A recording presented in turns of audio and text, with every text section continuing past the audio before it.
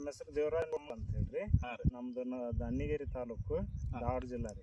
ಧಾರವಾಡ ಜಿಲ್ಲಾ. ಊರ ಹೆಸರು ರೀ? ಊರ ಹೆಸರು ಕೊಂಡಿಗೊಪ್ಪರ ಇದೆ. ಕೊಂಡಿಗೊಪ್ಪ ರೀ. ಹ್ಞೂ ಸರ್. ಓಕೆ, ಇದೇನು ಕಡ್ಲಿ ಅನ್ರಿ ಇದು? ಕಡ್ಲಿ ಸರ್ ಇದು. ಇದು ಕಡ್ಲಿಗೆ ಏನ್ ಮಾಡಿದ್ರಿ ಸರ್ ಬಿತ್ತಬೇಕಾದ್ರೆ ನೀವು? ಇದನ್ನ RPS ಅಂತ ಹೇಳಿ ಬೀಜೋಪಚಾರ ಮಾಡೇವ್ರಿ. ಹಾ. ಹೊಳ್ಳಿ ಬೀಜೋರಿಚ್ ಅಂತ ಹೇಳಿ ಇದೊಂದು ಎಣ್ಣೆ ಮಾಡೇವಿ ಸರ್. RPS ಅನ್ನ ನೀವು ಬೀಜೋಪಚಾರ ಮಾಡಿರಿ, ಬಿತ್ತಿರಿ. ಇದಕ್ಕೆ ಏನಾರು ಗೊಬ್ಬರ ಹಾಕಿರಿ ಸರ್ ನೀವು? ಹಾಕಿಲ್ಲ ಸರ್. ಗೊಬ್ಬರ ಹಾಕಿಲ್ಲ. ಹಾಕಿಲ್ಲ ಸರ್. ಸ್ಪ್ರೇ ಎಷ್ಟು ಸಲ ಆಗಿದೆ ಸರ್ ಈಗ? 2 ಸಲ ಆಗಿದೆ ಸರ್. 2 ಸಲ ಸ್ಪ್ರೇ ಮಾಡಿದ್ರಿ. ಬೀಜೋಪಚಾರ ಮಾಡಿರಿ, 2 ಸಲ ಸ್ಪ್ರೇ ಮಾಡಿರಿ. 2 ಸಲ ಸ್ಪ್ರೇ ಮಾಡಿ. ನೀವು ವರ್ಷ ಹಿಂದ ಏನ್ ಕಡ್ಲಿ ಬೆಳಿತಿದ್ರಲ್ಲ, ಗೊಬ್ಬರ ಹಾಕ್ತಿದ್ರಿ ನೀವು?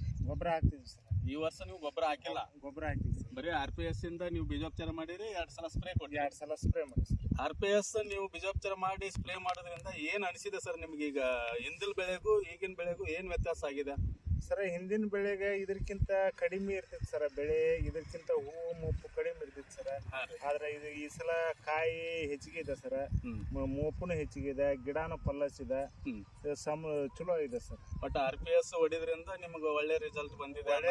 ರಿಸಲ್ಟ್ ಬಂದಿದೆ ಸರ್. ಓಕೆ, ನಿಮ್ಮ ಆಜುಬಾಜು ರೈತರಿಗೆ ಏನ್ ಹೇಳಕ್ ಇಷ್ಟಪಡ್ತೀರಿ RPS ಬಗ್ಗೆ? ಇದರಿಂದ ಇದನ್ನ ತಗೊಂಡು ಯೂಸ್ ಮಾಡೋದ್ರಿಂದ ಚಲೋ ರಿಸಲ್ಟ್ ಇದೆ. ರೈತರಿಗೂ ಒಳ್ಳೆ ಭೂಮಿನೂ ಒಳ್ಳೆ ಇದಾಗತ್ತೆ ಅನ್ನೋದ್ರ ಬಗ್ಗೆ ಅಭಿಪ್ರಾಯ. Okay sir.